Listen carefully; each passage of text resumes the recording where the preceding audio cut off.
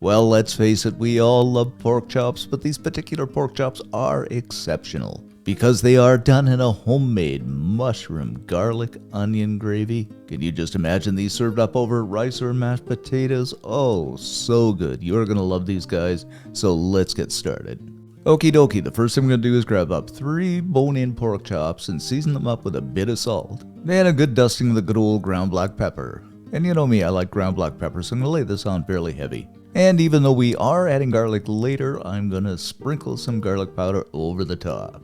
And of course we'll flip these over and do the same thing for the other side. Next up, a couple of good knobs of butter into a pan over medium-high heat. Follow this with some oil just so that butter doesn't burn. Then of course into the pan we go with those pork chops. And we're going to fry these up once again over medium-high heat until they are cooked through and no longer pink. Now I should mention one important factor is these pork chops are completely defrosted and at room temperature. That way they just cook a little better and evenly. Now something you might have noticed about pork chops when you fry them, they tend to curl, and that's because the fat portion tightens faster than the lean portion. If you want to do something about that, go ahead and put a few slits in the fat, which I should have done and didn't. Anyway, that's a little tip for you, but these are fried up nicely here.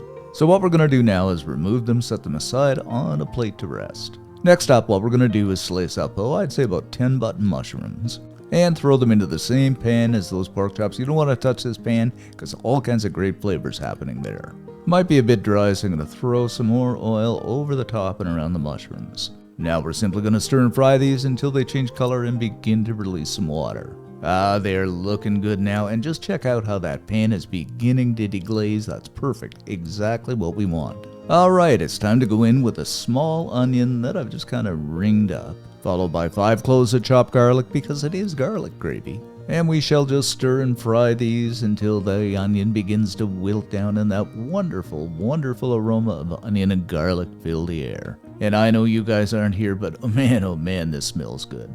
Okie dokie, it is time to make the gravy, so we're going to throw in 2 tablespoons of all-purpose flour. And we'll just stir this around and let that flour cook down a little bit.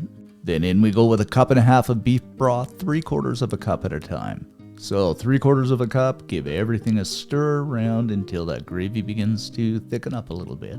Yeah, this is kind of what we're talking about here. Then in with that other 3/4 of a cup, and we shall continue to stir until it becomes thick and rich and silky. Perfect gravy. You probably already guessed this one, back in with those pork chops into that rich, thick gravy. Oh.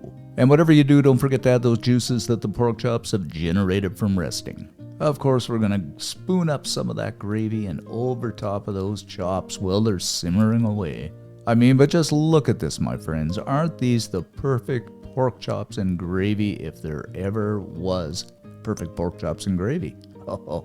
This is going to be so good. And of course, at this point in time, we have to grab up some parsley and chop it up. And you guessed it, over the top we go just for a fancy garnish.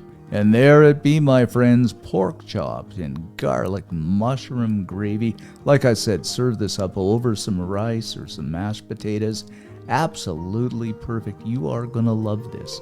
And if you do make it up, leave us a comment because I love to read them. Most of all, like and subscribe.